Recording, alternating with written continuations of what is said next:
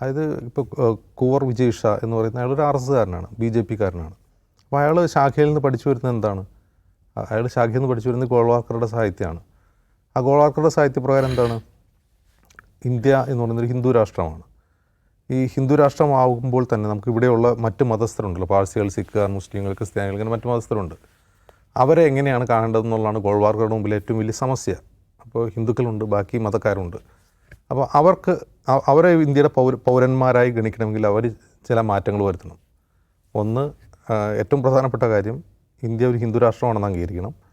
മറ്റൊന്ന്, ഹിന്ദു അല്ലാത്ത ഒരാൾ ഇന്ത്യൻ പൗരനാവണമെങ്കിൽ ആദ്യം ഹിന്ദു കൾച്ചർ, അതായത് അവർ നിർണ്ണയിക്കുന്ന RSS നിർണ്ണയിക്കുന്ന ഹിന്ദു കൾച്ചർ അവർ പിൻപറ്റണം. അതും പോരാഞ്ഞിട്ട് അവരുടെ ഈ വൈദേശിക അടിമത്തം, അങ്ങനെ തന്നെയാണ് ഗോൾവാർക്കർ പറയുന്നത്. വൈദേശിക അടിമത്തം എന്ന് പറഞ്ഞാൽ ഈ വൈദേശിക മതങ്ങൾ സ്വീകരിച്ച് ഇവിടെ പ്രാക്ടീസ് ചെയ്യാൻ പറ്റില്ല. അതിന് വേണമെങ്കിൽ ഒരു സെക്കൻഡറി ബിലീഫായിട്ട് അവർക്ക് വേണമെങ്കിൽ നിലനിർത്താം. പ്രൈമറിലി അവരെന്തായിരിക്കണം? ഹിന്ദു ആയിരിക്കണം. അപ്പോൾ ഹിന്ദു ആയ ഒരാൾക്ക് ഇന്ത്യയുടെ പൗരനാവാൻ പറ്റൂ എന്നാണ് RSSൻ്റെ വാദം. ഗോൾവാർക്കറുടെ വാദം അങ്ങനെയാണ്. അപ്പോൾ അതിനുവേണ്ടി വളരെ വിശാലമായി അദ്ദേഹം അത് വിശദീകരിക്കുന്നുണ്ട്. എങ്ങനെയാണെന്ന് വെച്ചാൽ, രണ്ടാം ലോകമഹായുദ്ധത്തിൻ്റെ സമയത്ത് ബ്രിട്ടനിലെ പട്ടാളക്കാർ, അത് പ്രത്യേകം ശ്രദ്ധിക്കണം, ബ്രിട്ടനിലൊരു പട്ടാളക്കാർ, അപ്പോൾ ഈ ബ്രിട്ടീഷുകാരിൽ പലരും ജർമ്മൻ ഒറിജിനായിട്ടുള്ള ആളുകളുണ്ടായിരുന്നു, ബ്രിട്ടനിലേക്ക് കുടിയേറിയ ആളുകളാണ്. അപ്പോൾ അതിൽ പട്ടാളക്കാർക്ക് സ്ക്രൂട്ടിനി ചെയ്യാൻ ബ്രിട്ടീഷ് ഭരണകൂടം തീരുമാനിച്ചു. അവരുടെ ദേശസ്നേഹം സ്ക്രൂട്ടിനി ചെയ്യാൻ, കാരണം പ്രത്യേകിച്ചും ഈ ജർമ്മൻ ഒറിജിനായിട്ടുള്ള ആളുകൾ, കാരണം ഹിറ്റ്ലർക്കെതിരെയാണല്ലോ യുദ്ധം നടക്കുന്നത്.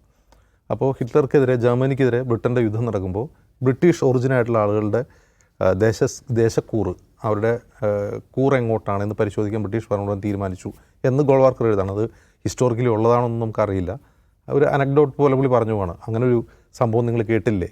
അതുപോലെയാണ് എന്ത്, ഈ വൈദേശിക ഒറിജിൻ ബിലീഫ് പിന്തുടരുന്ന ആളുകളുടെ ദേശക്കൂറ് അതുപോലെയായിരിക്കും. അതുകൊണ്ട് അവരെ പൂർണ്ണമായും ഇങ്ങോട്ട് അസിമിലേറ്റ് ചെയ്യണം. അവരുടെ കൂറ് പൂർണ്ണമായും ഈ പറയുന്ന ഹിന്ദു രാഷ്ട്രത്തിനാക്കണം, എന്നാലേ അവർക്ക് പൗരത്വം കിട്ടുമെന്നാണ് അദ്ദേഹം വിശദമായി വാദിക്കുന്നത്. അപ്പോൾ അങ്ങനെ കുറേ അധികം കാര്യങ്ങൾ അദ്ദേഹം പറയുന്നുണ്ട്, എങ്ങനെ അവർക്ക് പൗരത്വം കിട്ടാം. ഇത് പഠിച്ചിട്ടാണ് എന്താണ് ഈ കുവർ വിജയ് ഷാ എന്ന് പറയുന്ന ആൾ മന്ത്രിയായിട്ടുള്ളത്. അതാണ് അദ്ദേഹം ശാഖയെ പഠിച്ചത്. അപ്പോൾ അദ്ദേഹത്തെ സംബന്ധിച്ച് മുസ്ലിങ്ങളോ ക്രിസ്ത്യാനികളോ അവർ കൂറ് അവർക്ക് പുറത്തേക്കായിരിക്കും. അവരുടെ ചിന്ത അങ്ങനെയാണ്. ഒരു മുസ്ലിം പട്ടാളക്കാരനായാലും അയാളുടെ കൂറ് എങ്ങോട്ടായിരിക്കും? ഒരു മുസ്ലിം രാജ്യമായ പാകിസ്ഥാനോടായിരിക്കും എന്ന് അയാൾ ഉറച്ച് വിശ്വസിക്കുകയാണ്. അതുകൊണ്ടാണല്ലോ അങ്ങനെ പറഞ്ഞു. അല്ലെങ്കിൽ ഇതൊന്നും ആലോചിച്ച് നോക്കുക, ഒരു സൈനിക ഓഫീസറുടെ, അവരിപ്പോൾ കേണലാണ്, കേണലായിട്ടുള്ളൊരു സൈനിക ഓഫീസറുടെ തീവ്രവാദികളുടെ സിസ്റ്ററാണെന്ന് വെറുതെ പ്രസംഗിക്കുന്നതല്ല, അയാളുടെ ഉറച്ച ബോധ്യമാണത്. ഒരു മുസ്ലിം പേരുള്ള ഒരാൾ, അയാളെന്തായിരിക്കും? അയാളുടെ കൂറ് എപ്പോഴും മുസ്ലിം രാഷ്ട്രങ്ങളോടായിരിക്കും, പാകിസ്ഥാനോടായിരിക്കും, അല്ലെങ്കിൽ സൗദി അറേബ്യയോടായിരിക്കും, ഇന്ത്യയോടെ ആയിരിക്കില്ല എന്ന് അയാൾ ഉറച്ച് വിശ്വസിക്കുന്നു. അതുകൊണ്ടാണ് അയാൾ പറഞ്ഞത്.